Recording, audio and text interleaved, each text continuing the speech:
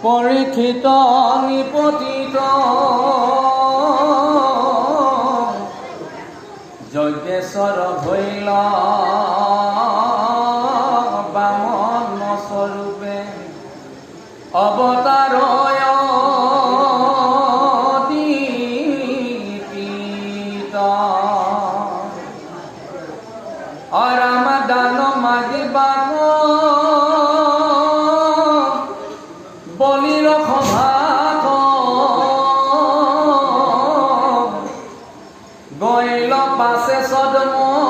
ভাৱে তিনি পদ ভূমি মাগি লৈলা পাছে জুখিবে লাগিলা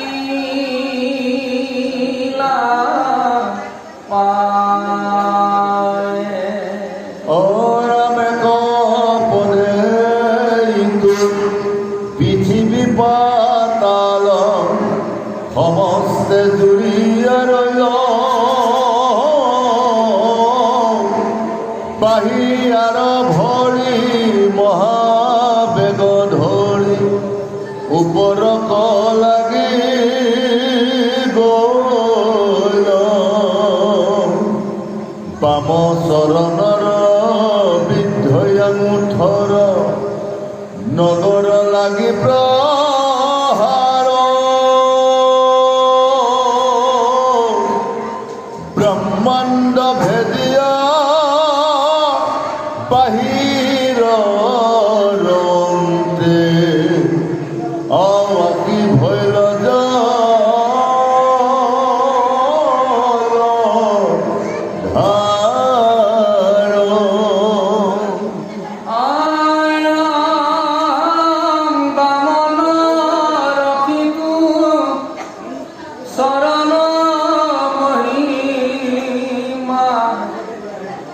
বিধাতা দেখিল তাত কিবা বস্তু দিয়া বুজিব বুলন্ত অসন্মত কৰি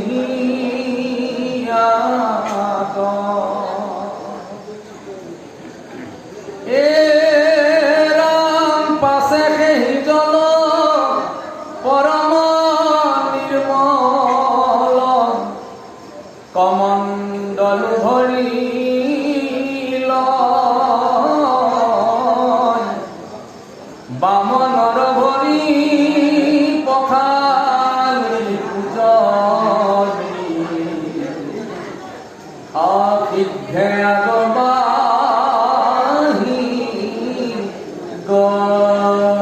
কৃষ্ণ এদিন মহামুনি শুকে কহন্ত উঠোকে পৰীক্ষিত নিপতিত আজি বৰ ধুনীয়াকৈ শুক গুৰুজনাই পৰীক্ষিত আগত বুজাই আছে যে এদিন বলিৰ সভাত প্ৰভু ভগৱন্তই ব্ৰাহ্মণ ৰূপ লৈ গৈ তেতিয়া তেওঁ কি কৰিলে বলিৰ ৰাজ্যত প্ৰৱেশ কৰি তিনিপদ ভূমি মাগি লৈলা পাছে জুখিবে লাগিলে পাৱে গতিকে তেওঁ তিনিপদ ভূমিত বিচাৰিলে একপদে ইটো পৃথিৱী পাতাল সমস্তে জুৰিয়া ৰৈল বাহিৰ আৰু ভৰি মহাবেগ ধৰি ওপৰক লাগি গ'ল একপদ দিওঁতে পৃথিৱী পাতাল সমস্ত পৰি গ'ল আৰু এক বাহিৰ আৰু ভৰি মহাবেগ ধৰি ওপৰক লাগি গ'ল বাম চৰণ বৃদ্ধ আমোচৰ নগৰ লাগি প্ৰহাৰ ব্ৰহ্মাণ্ড ভেদিয়া বাহিৰৰ সন্দেহ আশী ভৈলা জলধাৰ গতিকে যেতিয়া প্ৰভু কৃপা হয় তেতিয়া বামতেও নাওখন বৈ যায় আৰু যদি প্ৰভু কৃপা নহয় তেতিয়াহ'লে মহানদীটো নাও বৈ নাযায় প্ৰভু ভগৱন্তই কৰিব নোৱাৰা কাম একো নাই প্ৰভুক যদি আমি বিচৰা মতে বিচাৰিব পাৰোঁ প্ৰভুক যদি আমি ভক্তি কৰাৰ দৰে কৰিব পাৰোঁ তেতিয়াহ'লে প্ৰভু ভগৱন্তই আমাক কৃপা নকৰা কোনো কাৰণ নাই আৰু যদি মই প্ৰভুক ভক্তি কৰিব নাজানোৱেই মই কাৰণেহে মই বিচাৰ কৰি থাকোঁ ভক্তি কৰি থাকোঁ তেনে ভক্তিয়ে মোৰ কামত নাহিব গতিকে ভকতি মাৰ্গত আমাক বুজাই আছে যে সেই গোসাঁই গোসাঁনীসকল তিনি প্ৰকাৰ ভক্তি যিসকলে হিংসা আৰু অহংকাৰ ভক্তি কৰি আছে তাক কৈ আছে ৰাজসিক ভক্তি এয়া ভকতিয়ে তেওঁ কোনো কামত নাহে আৰু অচৈত্য বিভূতি বিচাৰি পোৱা ভক্তি কৈ আছে তামসিক ভক্তি। এয়া ভক্তিও কোনো কামত নাহে। যদি মই কোনো ফল বাঞ্ছা নকৰাকৈ যদি প্ৰভু ভগৱন্তৰ কৰ্ম কৰিব পাৰোঁ, সেইবিধ ভকতিহে আপোনাক মোক কামত আহিব। সেইকাৰণে আমি যিকোনো কৰ্ম কৰিবলৈ গ'লে আমি ফল বাঞ্ছা ত্যাগ কৰিব লাগিব। ফল বাঞ্ছা ত্যাগ কৰি প্ৰভু ভগৱন্তৰ কৰ্ম কৰিব পাৰিলে প্ৰভু ভগৱন্তই আমাক নিশ্চয় আমাক কামত আহিব বুলি আজি আমাক ধুনীয়া বুজাইছে। জয় জগন্নাথ। হে ৰাম মাধৱ পৰকিটো শৰণ পদ্ম ৰংগা মেখৰৰ ধূলি হৰিব বিশ্ব ভূয়া ভয়ে নিৰ্মল গংগা দেৱী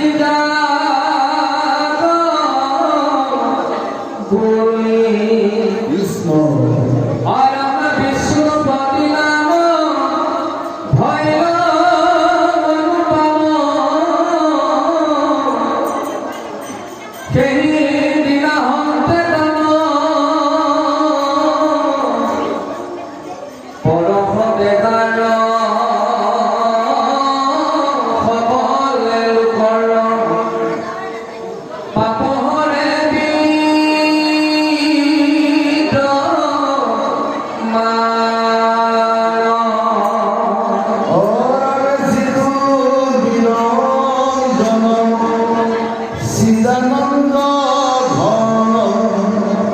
গংগা জল ৰূপ ধৰি জগত নিস্তাৰ কৰিব লাগি আপুনি বহন্ত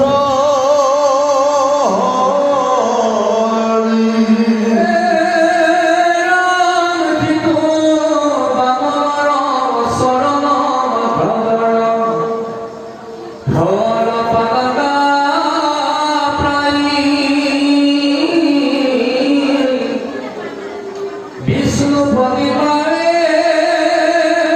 আকাৰ পথে আধাৰা হাৰে বহি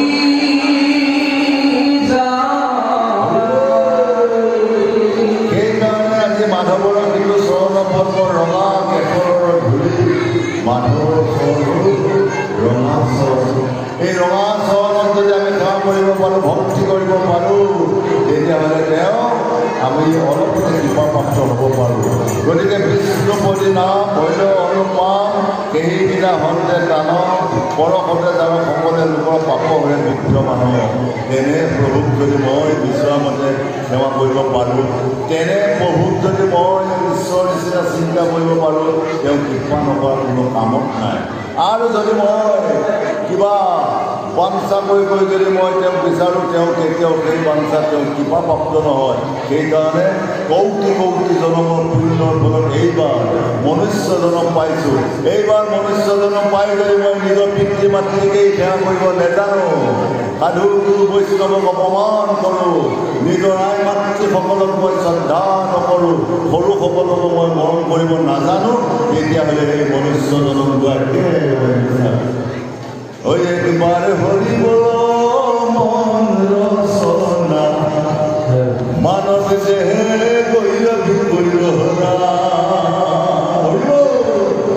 মানৱ দেহা মাটিৰ ভাণ্ড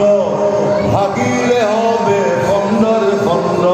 ভাগিলে দেহা ঘূৰা দিবে না। একবাৰ হৰি বল মন বাৰে বাৰ বেলা ডুবিলে হবে অন্ধকাৰ। এই গোসাঁনী ভকত আজি প্ৰভু ভগৱন্তৰ বিৰাজ হৈ আছে। তাৰে মই মৰিগাঁৱৰ পৰা আহি আপোনালোকৰ আগত দুআষাৰ কথা কৈ থাকিব সুবিধা হ'ব পাৰোঁ। আৰু তেওঁ যিদিনাখনৰ পৰা গুচি যাব,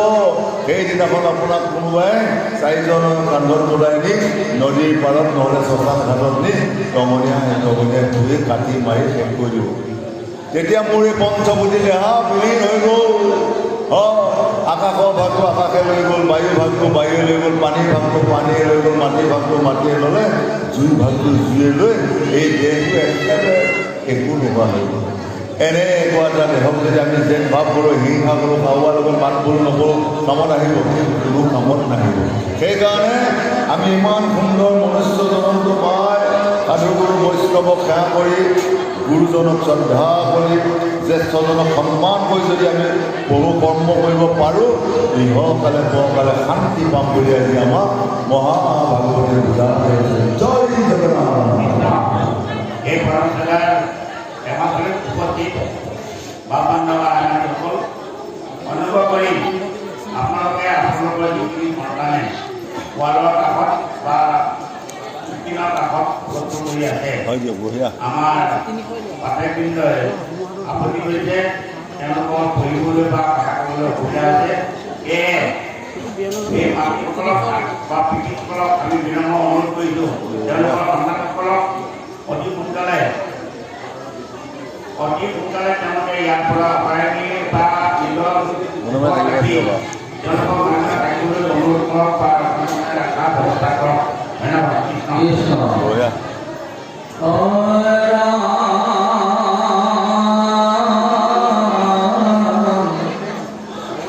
হাজারে গজুগ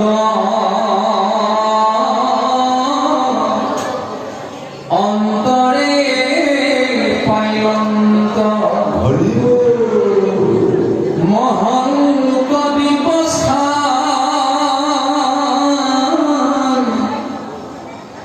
উত্তম বারণ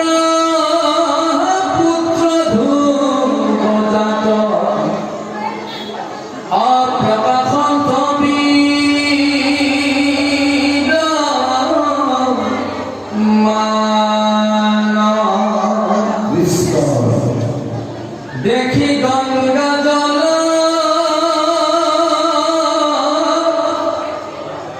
পরম নির্মল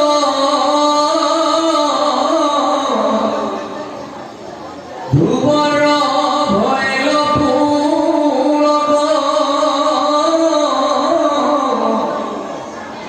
বুলন্ত আমার ইষ্ট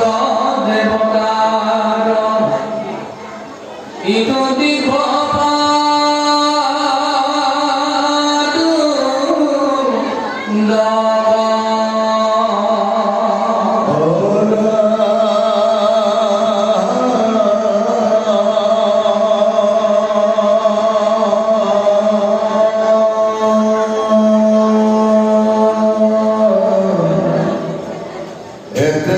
কৃষ্ণ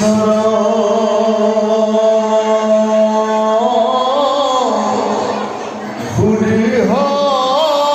ভগতি বাহিবে লাগি লতন দ্রব ভৈর চিত্র প্রেমে পুলকিত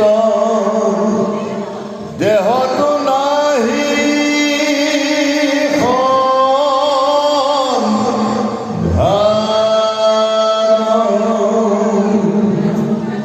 অরামে ধারে নয়ন বহবে লুতক কৃষ্ণত ভৈল সমাধি আনন্দ রস বিষয়ৰ দুখ বাধি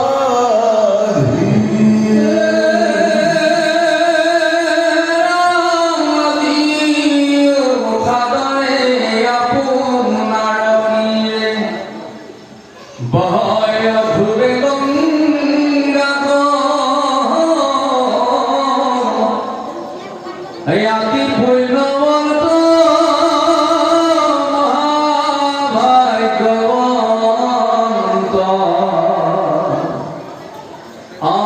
মানিমন্ত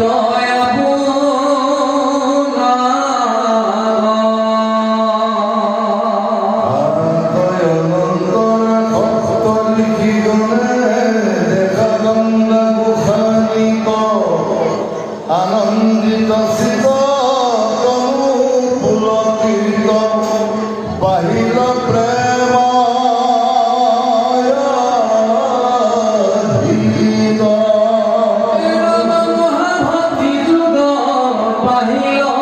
কৃষ্ণ নিৰন্তৰে সম্মাৰ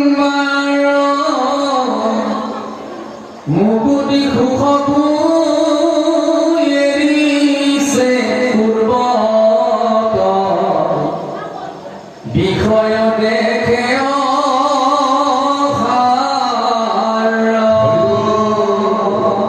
আজি উত্তানপাত ৰজাৰ পুত্ৰ ধ্ৰুৱ আৰু এজন পুত্ৰ উত্তম আজি কি হৈ গ'ল ধ্ৰুৱগৰাকীৰ ভগিনী দুটা পুত্ৰ কিন্তু সৰুগৰাকীৰ পুত্ৰ মাতৃৰ অকথাত ধ্ৰুৱ এৰি আহিবলগীয়া হ'ল সেইকাৰণে আমাক কৈছে সেই গোসাঁই গোসাঁনীসকল এটি সন্তান পাবলৈ হ'লে প্ৰভু ভগৱন্তৰ ওচৰত ধূপ দীপ জ্বলাই নিবেদন কৰিহে সন্তান জন্ম কৰাটো উচিত আৰু তেনেভাৱে সন্তান জন্ম কৰিব পাৰিলে ধ্ৰুৱ প্ৰহ্লাদ ৰামচন্দ্ৰৰ নিচিনা সন্তান হয় আৰু যদি কোনো বহু নিবেদন নকৰাকৈ সন্তান সন্ততি জন্ম কৰা হয় হিৰণ্যকশিপুৰ ৰাৱণ কুম্ভকৰ্ণৰ নিচিনা সন্তান জন্ম হ'ব আৰু সেইসকলৰ পৰা আপুনিও পলাই ফুৰিব লাগিব গাঁওখনো পলাই ফুৰিব লাগিব সেইকাৰণে আজি কদম্ব ঋষিয়ে ৬০,০০০ বছৰ তপস্যা কৰি কপিল প্ৰভু নামৰ এজন মুনিক তেওঁলোকে জন্ম দিছিলে যিয়ে জন্ম হৈ ৫ বছৰলৈ মাকক জ্ঞান দি থাকিব পাৰে তেনেকুৱা সন্তান যদি আমি জন্ম কৰিব পাৰোঁ সেই সন্তানৰ পৰা এইখন গাঁও উন্নতি হ'ব অসমখনত আগুৱাই যাব পৰা ব্যৱস্থা কৰিব পাৰোঁ পাৰিব আৰু যদি তাকে নকৰি কোনো নিয়ম নীতি নোহোৱাকৈ যদি আমি সন্তান জন্ম কৰোঁ তেতিয়াহ'লে গোটেই অসমখন ৰসাতলৈ গৈ কৌৰৱসকল যেনেকৈ পঞ্চপাণ্ডৱে ধ্বংস কৰিলে তেনেকুৱাই গতি হ'ব সেইকাৰণে এই গোসাঁই গোসাঁনীসকল এই মনুষ্য জনম লৈ যদি আমি ঈশ্বৰৰ ভক্তি যদি সুবিধামতে কৰিব পৰা নাযায় এই দেহাৰ কোনো মূল্য নাই এই দেহাৰ মূল্য নাই পুৰা দিলে হইবে প্ৰাণ বায়ু সারিয়া যাইবে নদী কুলে হবে বাসর অন্তিকালে নদী কুলে হবে বাসর অন্তিকালে গতিকে মই যদি যিখিনি কাম ৰাতিপুৱাৰ পৰা সন্ধিয়ালৈ কৰোঁ প্ৰভু ভগৱন্তক অৰ্পণ কৰি যদি কৰোঁ মই ৰাতিপুৱা যিটো ভাল কাম কৰোঁ তাৰ ফল এটা মই আবেলি পাই যাওঁ আৰু ৰাতিপুৱাই যদি ওচৰ চুবুৰীয়া মানুহ এটাৰ লগত কাজিয়া কৰি ল'লোঁ ৰাতিপুৱা বেয়া ফল এটা পাই যাওঁ মই মালভোগ কলো লগালে মালভোগ কলেই পাওঁ আৰু তিতা কেৰেলা গছ লগাই থ'লে তিতা কেৰেলাই পাই যাওঁ সেইকাৰণে সেই গোসাঁই গোসাঁনীসকল কোনোদিনে বিশ্বাসঘাত নকৰিব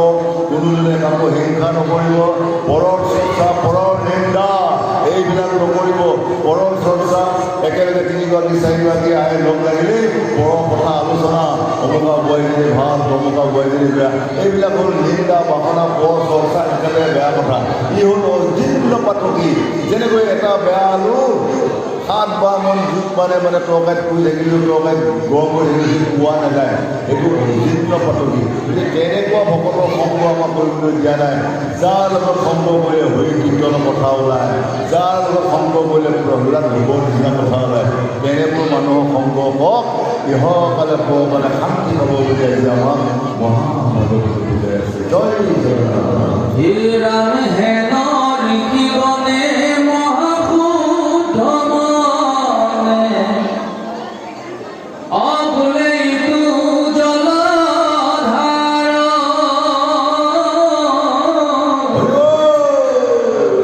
তপস্যাৰইতু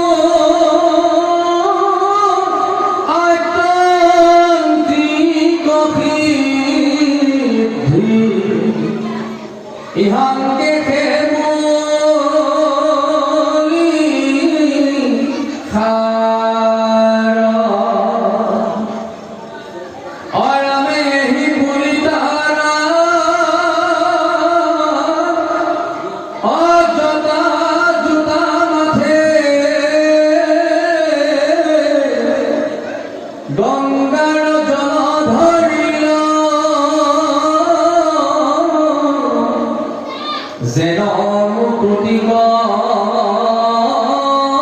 মুমুক্ষুসকলে এবচিতে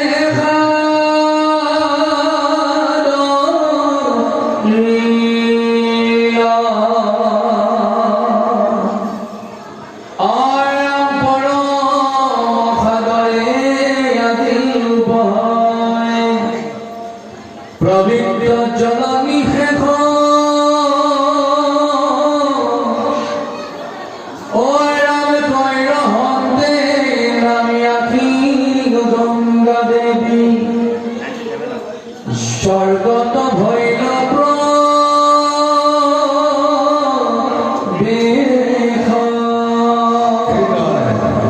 আমি যদি ৰাতিপুৱা সন্ধিয়া যদি ভাল কাম কৰিব পাৰোঁ ভাল ফল এটা আনিব পাৰিম আজি মহাদেৱ গংগা দেৱীক আনিবলৈ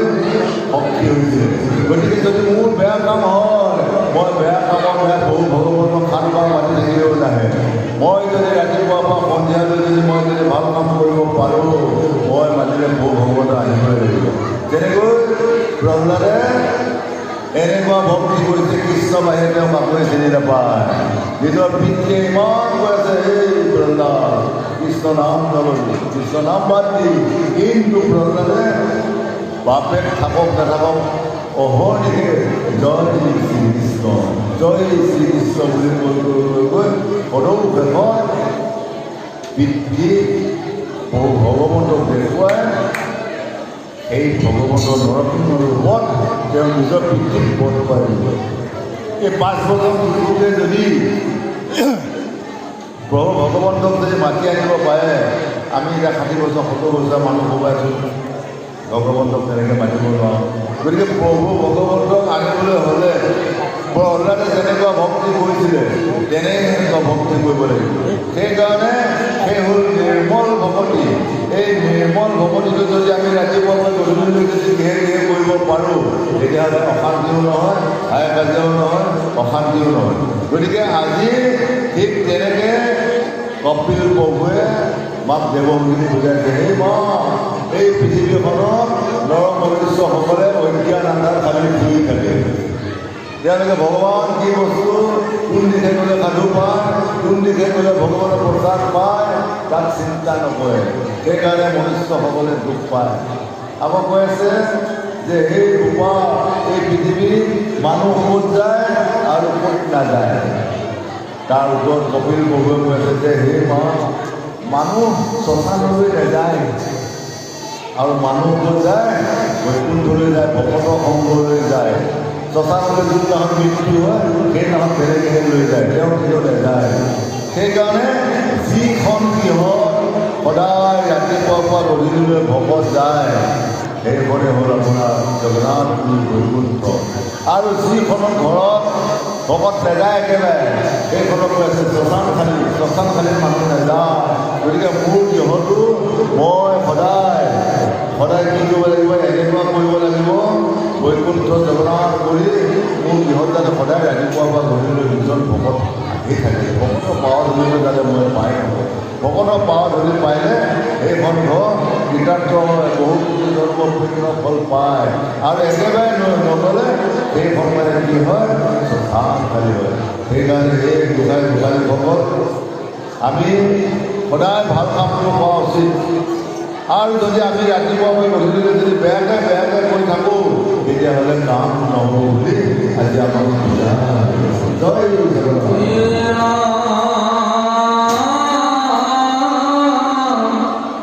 নির্মল ধল দেখি তার জল আনন্দিত দেবগণ পরম সাদরে পরখিলাখিলে উপসাম কৰি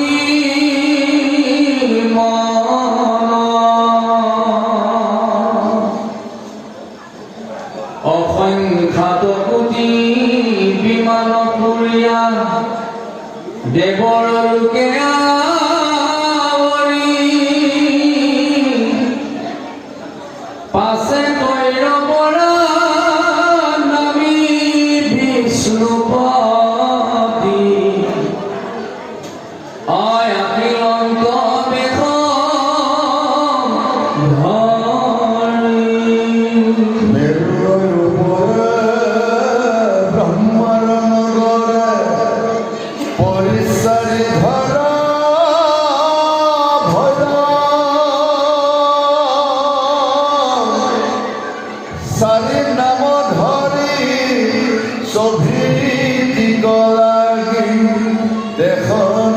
বহিবে লয়লা গীতাৰ নামে ধাৰা মেৰু বনামিয়া গণধমা গণকসাই ভৰদাস্য পৰীক্ষা পূৰ্ব কবহিয়া সমুদ্ৰে পৰিল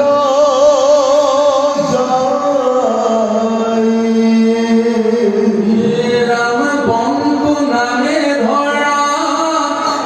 মেরুর নামিয়া সারি মাইল অন্ত হইল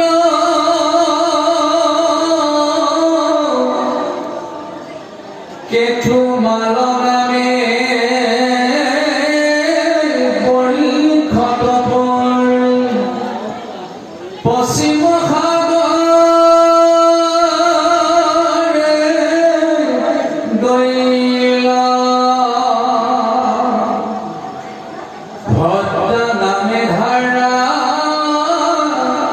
উত্তর দিশত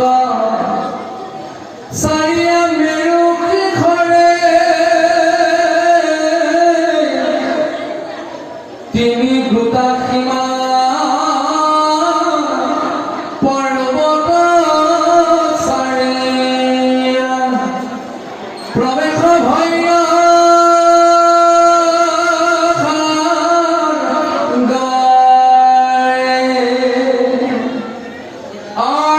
দক্ষিণ দিশত সুমেৰুৰ নামি অলকানন্দ নামত অনেক পৰ্বত চাৰি ৰূপগত হেমৱন্ত শীৰ্ষত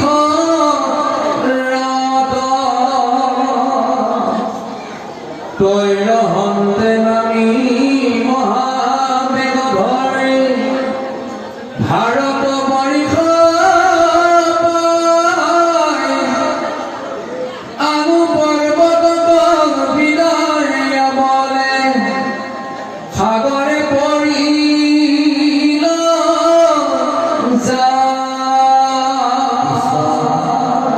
সীতা নামে ধাৰা মেৰুব নামিয়া গন্ধ মাদনক চাই ভদ্ৰাস্য পৰিলে পূৰ্বক বহিয়া সমুদ্ৰে পৰিল যায় এই গোসাঁই গোসাঁনীসকল সত্যতা নাপন কলি এই চাৰিটা যুগৰ কৰ্ম আমি যদি এই কলিযুগত আমি যদি কৃষ্ণ নাম বাদ দি যদি অন্য পথাত আমি ঘূৰি ফুৰোঁ তেতিয়াহ'লে আমাক এই আত্মাক আমি গতি দিব নোৱাৰিম সেইকাৰণে এই কলি হৰি নামে ৰাম নামে এই ৰাম মনুষ্য জনম লবা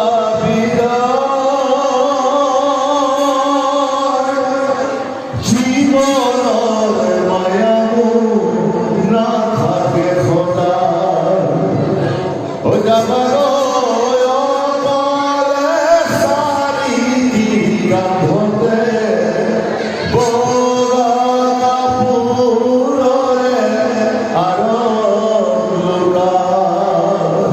গতিকে এদিন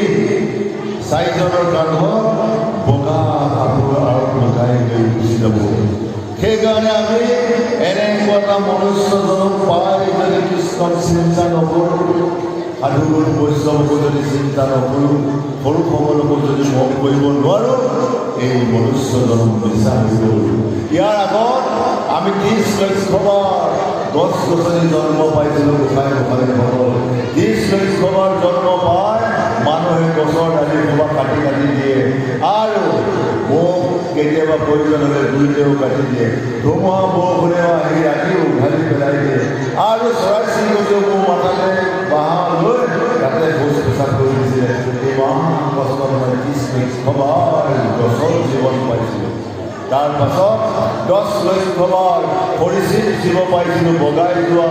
সাপ বিছা হৰিণ এনেকুৱা জীৱন পাইছিলোঁ তাকো মানুহে দেখাৰ লগে লগেই মাৰি দিয়ে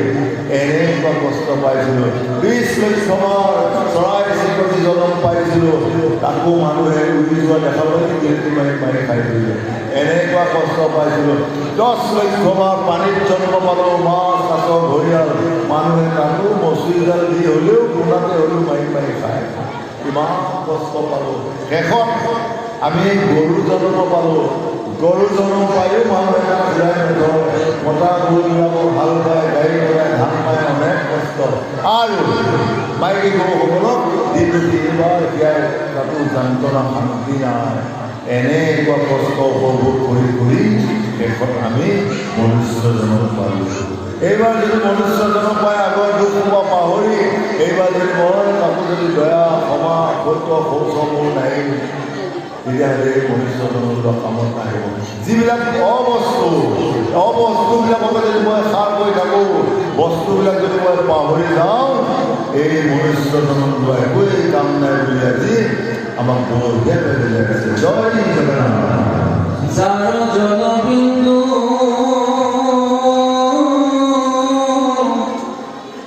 পৰখিলে মাত্ৰ পাপীও হৰেও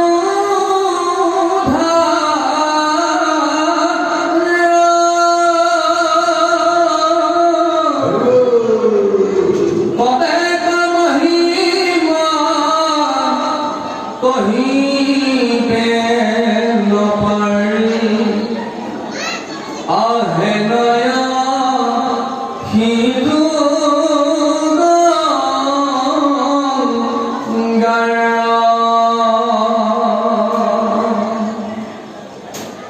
সীমা পৰ্বতৰ কাষে মনোহৰা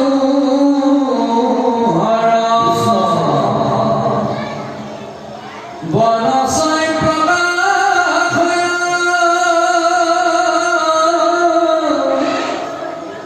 ফল ফুল ভৰে ডাল ভাঙি পৰে অযতে বৃক্ষ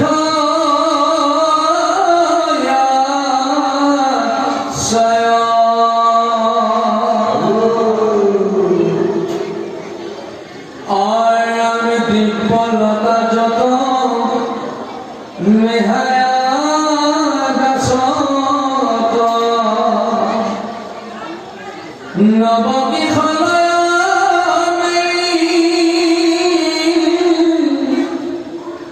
আজ নাৰীগণে পুৰুষৰ খণ্ডে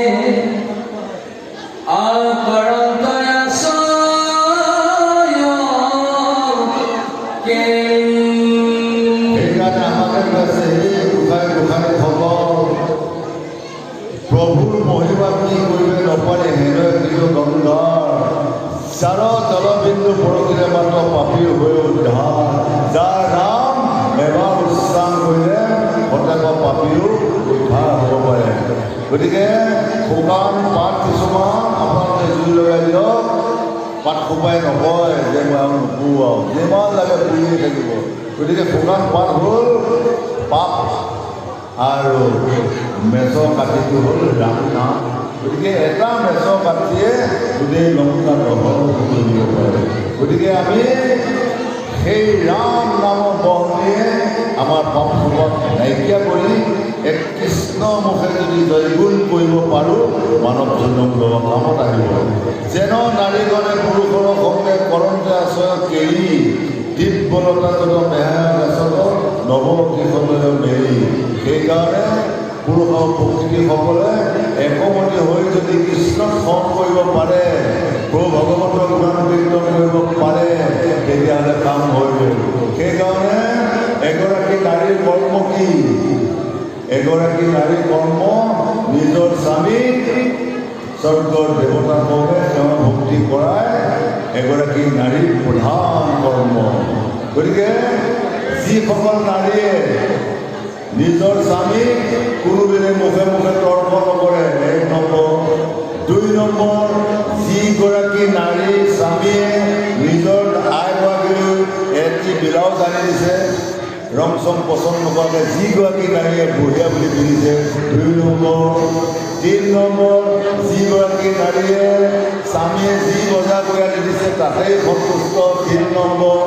4 নম্বৰ, যিগৰাকী নাৰীয়ে স্বামীয়ে আহাৰ গ্ৰহণ নকৰালৈ নাখায় 4 নম্বৰ। আৰু যিগৰাকী নাৰীয়ে নিজৰ স্বামীক নুসুধাকৈ বাটৰ পৰা কলৈ নাযায়, এই 5টা গুণৰ অধিকাৰী যিজন নাৰী আছে পৃথিৱীৰ ভিতৰত শ্ৰেষ্ঠ নাৰী। আৰু তেনে নাৰী সকলোৱে সেৱা কৰিব, পূজা কৰিব, সকলোৱে শ্ৰদ্ধা কৰিব। গতিকে সেই গোসাঁনীসকল আপোনালোকে কাক লৈ ইমান ধুনীয়া বস্ত্ৰ, সোণৰ চেট, নেকলেছ পিন্ধি আছে? স্বামীক থকাৰ কাৰণে। আজিয়ে যদি স্বামী নাইকিয়া হৈ যায় সমাজৰ মাজতে চব খুলি দিব।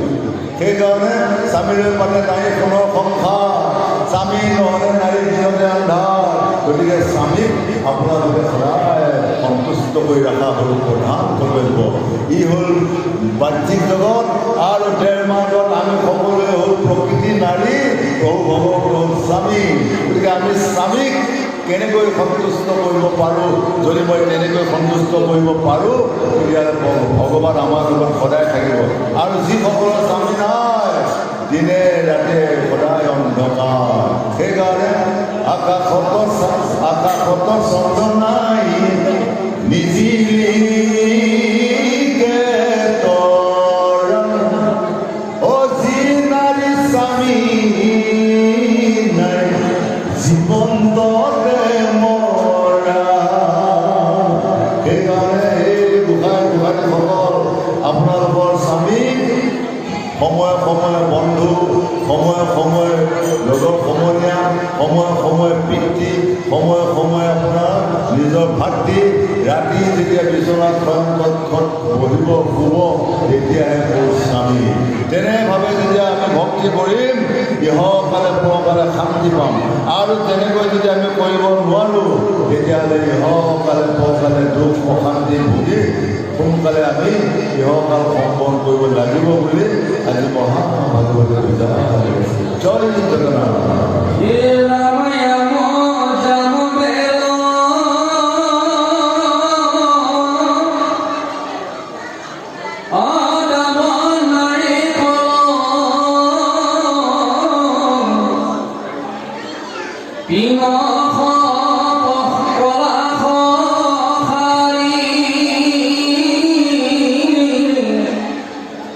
উঠি উঠি তাত পক্ষী অসংখ্যাত ফুলয় ফল চাৰি আৰাম কুকিল সকল খায়া তাৰ ফল তেজে ফুলনিত বাণী তাক গীত বুলি হৰি সকলে সমীপ চাবে জানি পুষ্প যাই জ্যোতি সেৱতী মালতী কুমুদ কুন্দম ধাই অপূৰ্ব চম্পক কেতকী তদৰ আনুনানা পুষ্প সেইকাৰণে আজি বনৰ চৰাইবিলাকেও প্ৰভু গীত গাই ফলনিত কণ্ঠৰে কুহু কুহু শব্দ কৰি আছে। কাউৰীয়াও কুলি একেই ৰং, কিন্তু কাউৰীটোৱে মাত দিলে মানুহে খং কৰে, কুলি চৰাইটোৱে যেতিয়া মাত দিয়ে শুনিবলৈ বৰ ভাল পায়। সেইকাৰণে কাউৰীয়া আহাৰ কি আৰু কুলি আহাৰ কি? কাউৰীয়ে শ্মশানে গেলা পচা বেয়া মাংস খায়, কিন্তু কুলিয়ে গছৰ ফল মূল খায়। সেইকাৰণে তেওঁ মাত মাতটো শুনিলে বহুত আনন্দ লাগি যায় সেইকাৰণে আমি কুলিৰ দৰে মাত দিব লাগিব কুলিৰ দৰে হ'ব লাগিব মোৰ বাক্য বচনত যাতে সকলোৱে সন্মান কৰে বা ভাল পায় মৰম চেনেহ কৰে সেইকাৰণে সেই গোসাঁনীসকল আমি তেনেকুৱা এটা নৰ মনুষ্য জন্ম লৈ আমি যদি প্ৰভুই ভাল পোৱা কাম কৰিব পাৰোঁ তেতিয়াহ'লে মনুষ্য জন্ম কামত আহি গ'ল আৰু আমি সদায় যদি চাওঁ এগৰাকী বোৱাৰী এখন ঘৰৰ পৰা এখন ঘৰলৈ আহি যদি সৰু শাহুক যদি অপমান কৰি থাকে যদি সৰু শাহুক নেমানে বোৱাৰীজনীয়ে ৰাতিপুৱা খুব সোনকালে উঠি গা পা ধুই চোতাল সাৰি বঢ়িয়াকৈ নিজৰ স্বামীক সেৱা কৰিব লাগে আৰু সৰু শাহু থাকিলে সেৱা ভক্তি কৰিব লাগে বোৱাৰীজনী যদি নটালৈ শুই নুঠি তেতিয়া সৰু শাহু স্বামী সেই বাঢ়ি চোতালত যেতিয়া মানে খোজকাঢ়ি যায় তেতিয়াহ'লে নিজৰ স্বামী আয়ুটো কমাই গৈ সেইকাৰণে মানুহবিলাক বিধৱা হয় কিয় আইসকলৰ অকমন্যতাৰ কাৰণে মানুহ সোনকালে বিধৱা হয় নিজৰ স্বামী সোপাক মানে সোনকালে লৈ যোৱা ব্যৱস্থা হয় যদি এগৰাকী নাৰীয়ে স্বামী আয়ুটো যদি বঢ়াব বিচাৰে তেতিয়াহ'লে প্ৰাতঃ 4টা বজাতে উঠিব লাগিব এগৰাকী উঠি নীতি নিয়ম কৰি গা পা ধুই ধূপ দীপ লগাই যদি স্বামীক যদি বিচনাতে সেৱা কৰিব পাৰে সৰু শাহুক সেৱা কৰিব পাৰে ঈশ্বৰ সেৱা কৰিব পাৰে সেই স্বামী আয়ুষ্মান হ'ব ভগৱানে দিয়া 100 বছৰ 10 বছৰ দিছিলে হয় আৰু যিগৰাকী নাৰীয়ে স্বামীক সদায় অত্যন্ত কৰ্মত প্ৰেছাৰ দি চাপত ৰাখি থাকে সেইজন মানুহ বেছি দিন নেযায় আৰু বিচৰাতকৈ অতি মাত্ৰা বিচাৰি যেতিয়া মাইকী অৰ্ধাংগিনী ভাৰ্যাগৰাকীয়ে যেতিয়া বেছি আহ্লাদ কৰিব সেইজন মানুহ আৰু বেছি দিন নাযায় গতিকে সেইকাৰণে উঠি অহা প্ৰজন্মৰ বোৱাৰীসকলে নিজৰ স্বামীক আয়ুস বঢ়াবও পাৰে কমাবও পাৰে সেইকাৰণে আমি সদায় বোৱাৰী জীয়াৰীসকলে নিজৰ পিতৃ মাতৃক শ্ৰদ্ধা কৰিব লাগিব শহু শাহুক সন্মান কৰিব লাগিব দেউ দেউৰীসকলক সকলোকে যদি সন্মান কৰি সকলোকে সমানভাৱে চাব পাৰে ইহকালে পৰকালে শান্তি পাব বুলি আজি সুন্দৰভাৱে বুজাই আছে জয় রামী খব পুষ্পত গুঞ্জরি গুঞ্জরি মধু করে করে রুল নানাবিধ মধু চুম্বন করয় অন্য অন্যে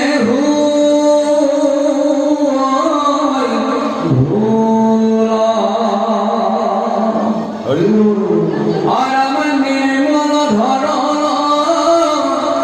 জলে সল সল সৰু বৰ আছে তাত অহাৰ কুমুদ পদ্মে বিকশিত ৰাজহংসয় খ্যাত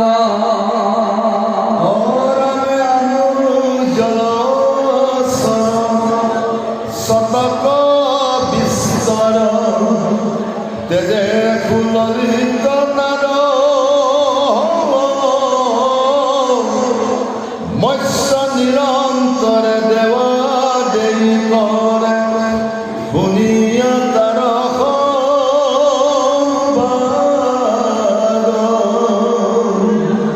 হেন দিব্যস্থলে দেৱতাসকলে নাৰীগণ সঙ্গে লৈ গন্ধ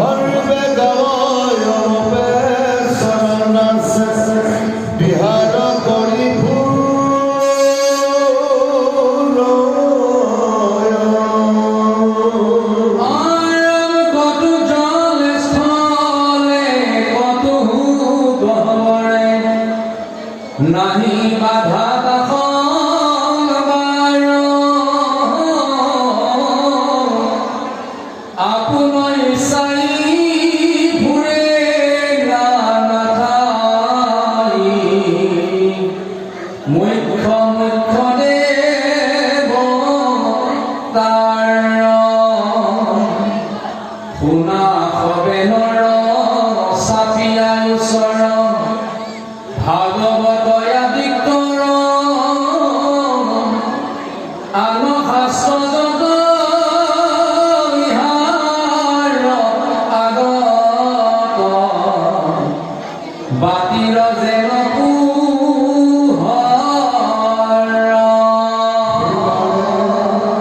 আজি এটা ঘৰৰ কাষত অনেক ফুল ফুলি আছে আৰু সেই ফুলবোৰত স্বৰ্গৰ অপেশ্বৰসকলে তাতে গা পা ধুই চম্পন কৰি অনেক লীলা মেলা কৰি থাকে। আমাকো কৈ আছে এই গোসাঁই গোসাঁইসকল আমিও গৃহ সংসাৰখনত ৰাতিপুৱাৰ পৰা গধূলিলৈ অনেক লীলা কৰি থকা যায়। ৰাতিপুৱা এটা লীলা, দুপৰীয়া এটা লীলা, ভাটিবেলা এটা লীলা, গধূলি এটা লীলা। হয়, চাৰিটা যুগত চাৰিটা কৰ্ম কৰি থাকোঁ। যদি মই ৰাতিপুৱা কৰ্মটো শুদ্ধ হ'ল, মোৰ সন্ধিয়ালৈ মই ভাল ফল এটা পাই যাম। ৰাতিপুৱাই যদি মই বহু খাব অপমান কৰি দিলোঁ, সন্ধিয়ালৈ মই বেয়া ফল এটা পাম, হাততে একো চিন্তাই নাই। গতিকে মই যদি জ্যেষ্ঠসকলক যদি সন্মান কৰিব নোৱাৰোঁ, নিজৰ স্বামী আৰু শহুৰক যদি সন্মান কৰিব নোৱাৰোঁ, এই মনুষ্যজনক লোৱা মিছা। সেইকাৰণে নাৰীসকলে কেতিয়াও নিজৰ স্বামী আৰু শহু শাহুক কেতিয়াও অপমান নকৰিব। আৰু নিজৰ স্বামীসকলেও নিজৰ নাৰীসকলক অৰ্ধাংগিনী হিচাপে সদায় সেৱা ভক্তি কৰি মৰম চেনেহৰ মাজতে যিজন স্বামীয়ে মৰম ওলাই নিজৰ অৰ্ধাংগিনী কৰ্মৰ ব্যৱহাৰ কৰিব পাৰিব, সেইখন সংসাৰ শান্তি হৈ থাকিব। আৰু যদি স্বামীৰ কথা নিজৰ আইগৰাকীয়ে নুশুনে, আইগৰাকীৰ কথা যদি স্বামীয়ে নুশুনে, তেতিয়াহ'লে নিৰ্মল সংসাৰ তেওঁলোকৰ নহয়। ৰাতিপুৱা আৰু গধূলি উঠোতে বহুতে সদায় কাজিয়া হৈ থাকিব। সেইকাৰণে নাৰীসকলৰ পিতৃঘৰ আমাৰ তাতেই এঘৰ ছোৱালী বিয়া হৈ আহিলে। এই মানুহবোৰ ইমান ভাল নহয়। তেওঁলোকে মানে সদায় ভাত খোৱা সময়তে মানে মাকে মানে ফোন কৰে, আয়ো ভাত খালিনে? ছোৱালীজনীয়ে কয় ভাত খালোঁ, কিয় খালি? এই পালিয়া এই ঘৰত সদায় অকণ অকণ গৈ মাছৰ খুৱাই দিব পাৰোঁ। তেতিয়া মানে সেই মাকে মানে কিবা এটা কৰি দিয়াৰ লগে লগে ইয়াক মানে কাজিয়া হৈ গ'ল। কাজিয়া হৈ যোৱাৰ লগে লগে ধুম ধুম ধাম ধাম মাৰপিট হয়। সেইকাৰণে এগৰাকী নাৰী বিয়া দিয়াৰ পাছত সেই শহু খাব পৰা ইয়াত যিয়ে নাখাওক ইমান কথা কৈ কৈ মানে আগুৱাই দি থকাৰ কোনো প্ৰয়োজন নাই। তেওঁলোকৰ ঘৰখনলৈকে 3তলা বিল্ডিং থাকক, 4তলা বিল্ডিং হওক, কিন্তু ইয়াত আহি পেলাই যদি মাকৰ ঘৰ বিল্ডিঙৰ কথা কয়, সেয়া বিল্ডিঙে কোনো কামত নাহে। মোৰ স্বামীজনৰ জুপুৰি ঘৰ হওক, মোৰ জুপুৰি ঘৰতে থাকি মই শান্তি পাম, মই পিতৃ মাতৃক সন্মান কৰিম। পিতৃ মাতৃ সূৰ্যৰ দৰে, যিসকলে তেনেকুৱা সূৰ্যক অৱহেলা কৰে, 9টা জন্মলৈ তেওঁলোকে পিতৃ মাতৃ হীনা হৈ শহু শাহু হীনা হৈ জন্ম লাভ কৰিব লাগিব। সেইকাৰণে ৰাতিপুৱাই সূৰ্য ওলায়, সূৰ্য ওলোৱাৰ লগে লগে পোহৰ হয় আৰু সন্ধিয়া মাৰ যায়। সন্ধিয়া মাৰ গ'লে যেনেকৈ অন্ধকাৰ হয়, পিতৃ মাতৃ মৃত্যু হ'লে তেনেকুৱা আমাৰ কাৰণে অন্ধকাৰ হয়। গতিকে তেনে পিতৃ মাতৃক কোনেও অৱহেলা নকৰি তেনে পিতৃ মাতৃক স্বৰ্গৰ দেৱতা বুলি মানক, ইহকালে পৰকালে শান্তি শান্তি শান্তি পাব বুলি আজি আমাৰ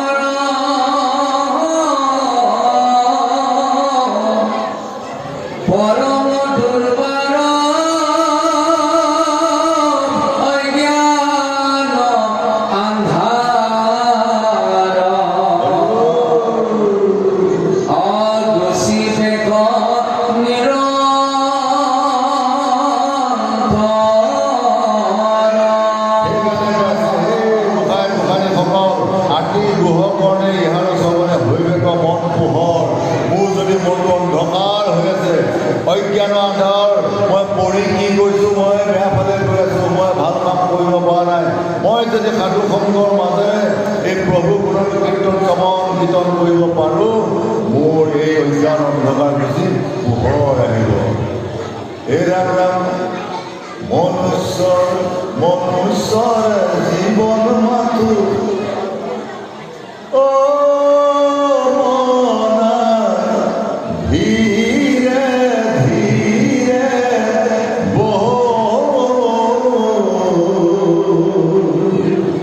মনুষ্যৰ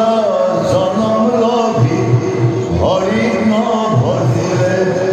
এই জীৱন বিফলে যায় মনা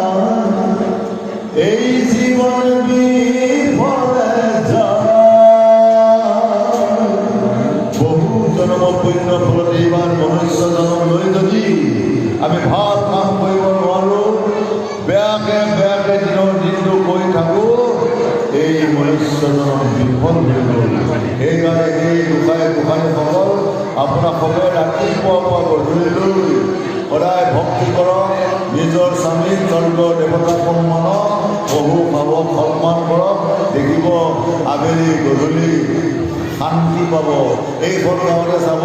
কোনোবা ঘৰত গৃহস্থ ঘৰত শান্তি বোলা বস্তু নাই খালি হাই কাজিয়া গণ্ডগোল এইবিলাক আৰু কোনো এখন গৃহত চাব তেওঁলোকৰ ঘৰত অশান্তি বোলা বস্তু নাই ৰাতিপুৱাৰ পৰা গধূলিলৈ মোহন ভোগে খাই আছে তাত কোনো গণ্ডগোল বোলা বস্তু নাই সেইকাৰণে আমি জানি ল'ব লাগিব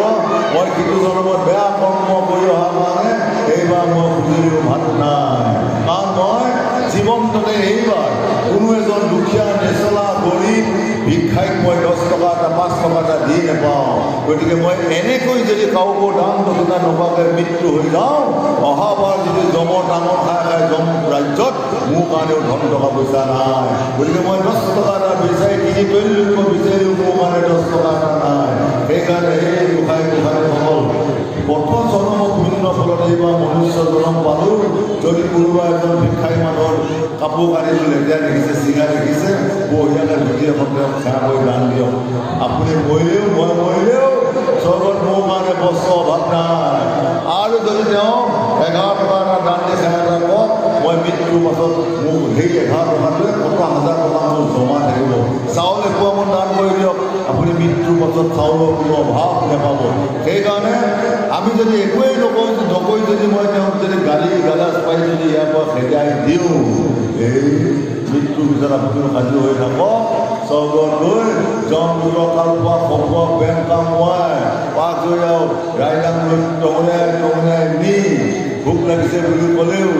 একে ধানৰ তুহ কিছুমান এইবিলাক খুৱাই দিব এইটোৱে পুৰা কাৰণ মনুষ্য জন্ম লৈ পেলাই কাকো ভাল বস্তু এটা দান নিদিলি গতিকে ইয়াকে খাওঁ হয় সেইকাৰণে আমি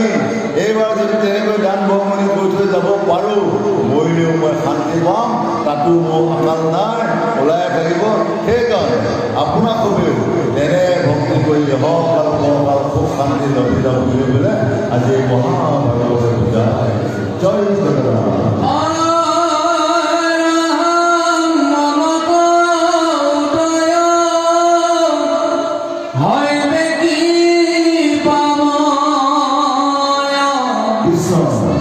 জীবন্ত দেখাতে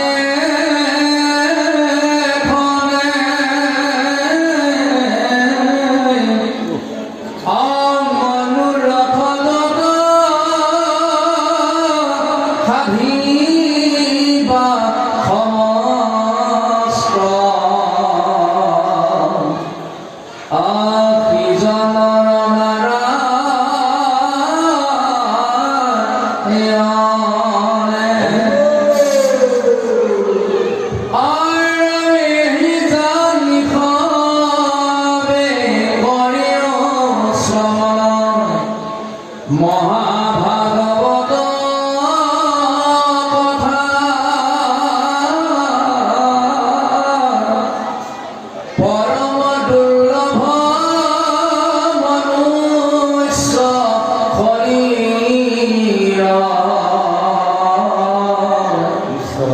নকৰিও বৃথা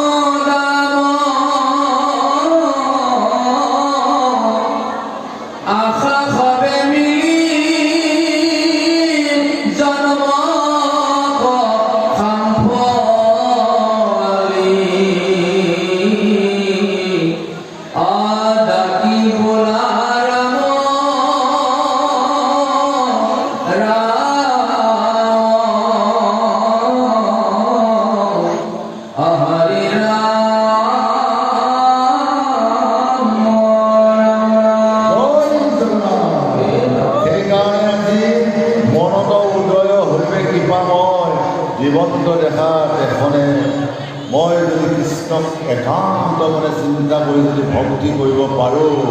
তেনে এদিন হ'লেও মোক দেখা দিব। আৰু যদি মই ভক্তি কৰা মতে কৰিব পৰা নাই, লোৱা মতে লোৱা নাই, তেতিয়াহ'লে সেই প্ৰভু ভগৱতে কেতিয়াও দেখা দিব নোৱাৰে। এহি জানি সবে পৰিশ্ৰমণ মহাভাগৱত এই গোসাঁইসকল ভাগৱত ভকত ভগৱান এটাই বস্তু। আপোনালোকে কেতিয়াও ভাগৱতক সৰু নকৰিব, ভকতক সৰু নকৰিব, ভগৱানে ডাঙৰ বুলি নাভাবিব। ভাগৱত ভকত ভগৱান এটাই বস্তু। ভাগৱত শুনিলে মানুহ বৈকুণ্ঠত যাব পাৰে, আৰু ভকতৰ সংগ কৰিলে বেয়াবোৰ গুচি ভালবিলাক আমাৰ সংগত আহিব পাৰে। সেইকাৰণে হেন জানি সবে পৰিশ্ৰমণ মহাভাগৱতৰ কথা পৰম দুৰ্লভ মনুষ্য কৰি নকৰিও তাক বৃথা। গতিকে আমি ইমান সুন্দৰ মনুষ্য জন্ম এটা পাই যদি বিধাই যদি নাম নোলোৱাকৈ যদি খেদাই দিওঁ তেতিয়াহ'লে কোনো কামত নাহিব। মানৱী জনমূলভিয় মনাই ভাৰতলৈ আহিলি, হৰিবিনে গতি নাই মনাই তাকো নাজানি। ধন জন পুত্ৰ ভাজা সবাকে সাৱতী মনাই, সবাকে সাৱতী আপোন মনে বহি আছ হৰি কণ ভৰি। এই গোসাঁই ভগৱান আপোনাৰ মৰমৰ চেনেহৰ নাতিকেইটা, আপোনাৰ মৰমৰ চেনেহৰ ভাৰ্যাগৰাকী, আপোনাৰ চেনেহৰ বোৱাৰী, ল'ৰা ছোৱালী সবাকে সদায় যদি আমি সাৱটি মাৰি থকা যায় এদিন হাতত ধৰি পাতত উলিয়াই দিব। সেইকাৰণে সেই সোপাৰ পৰা লাহে লাহে ত্যাগ কৰি আমি সবে কাৰ সংগ ল'ব লাগিব? এক দৈৱকী নন্দন কৃষ্ণ সংগ ল'ব লাগিব। এই সোপা হ'ল অসাৰ সংসাৰ সুখৰ বন্ধু, আৰু পৰম দৈৱকী নন্দন হ'ল কৃষ্ণ হ'ল বিপদৰ বন্ধু, দুখৰ বন্ধু। দুখৰ বন্ধু সংগ ল'লে আমি তাই যাব পাৰিম বুলি আজি মহাভাৰতৰ পূজা